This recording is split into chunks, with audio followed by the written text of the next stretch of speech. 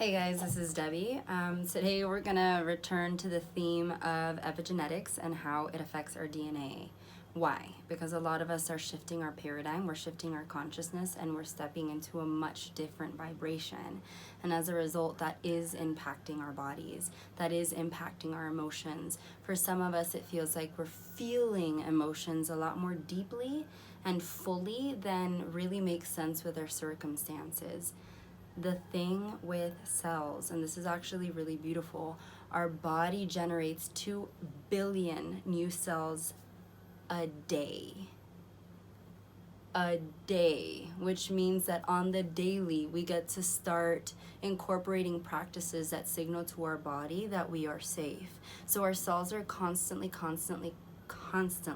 scanning our environment to get a feel for, am I safe or am I not? So if we come from a lineage of an environment where we weren't safe, whether it's because we come from an immigrant family or there is trauma in the family lineage, that is handed down through our genetics. So we're born with our cells already in a space of fight or flight. It's already on the defensive.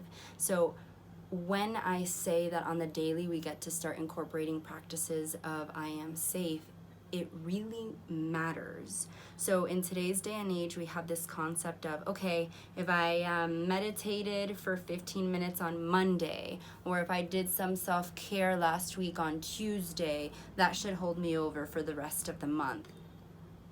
Not really.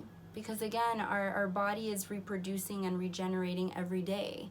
So every day, even if for 5 minutes, 3 minutes, or just peppering it out throughout the day, making time to be in communication with your body of, hey, I'm safe.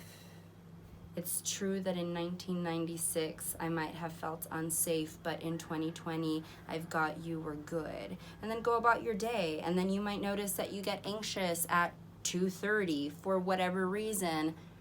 Hey, you're safe. It might have been true that in 1996 you weren't, but in 2020 you are. So slowing down and having those brief moments of communicating to your body that the cells are safe, that the environment is safe, because the cells are really going to impact the entirety of your DNA, and it affects the strands and how it develops. So you can entirely change your epigenetics simply by the practice of kindness on the daily, on the regular.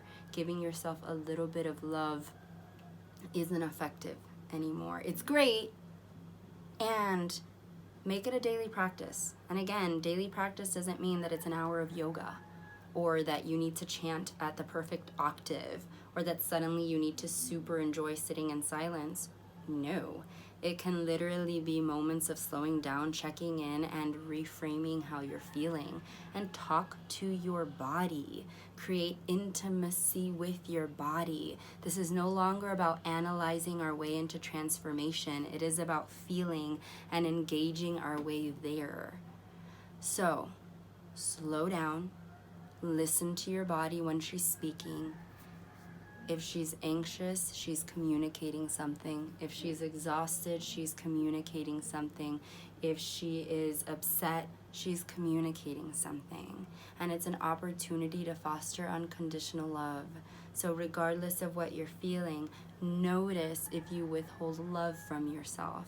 And in those moments, it's not an invitation to judge. It's actually an invitation to give yourself more love, not less. So again, daily practice. You're not just altering the way that you think. It's not just, okay, I'm shifting the awareness. There's a lot of power in that for sure, because in awareness we have power, and that awareness allows for us to create a shift. And it's about also learning how to engage the body, relate to the body, connect to the body. Because your brain only carries the knowledge of this lifetime and the experiences here. Your body carries the experiences of lifetimes, not just your own, but that of your family tree.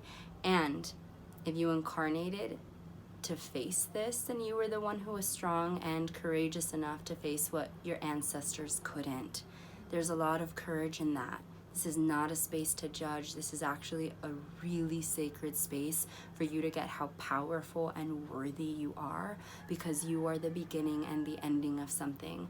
You're the ending of a lineage of shame and guilt, and you're the beginning of a story of compassion, intimacy, and grace.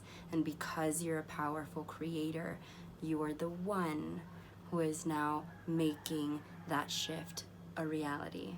And like Gandhi said, you get to be the change that you wish to see in the world. He didn't say you get to do the change. So be that with yourself. Be gentle, be kind, be loving, and watch your entire physiology change.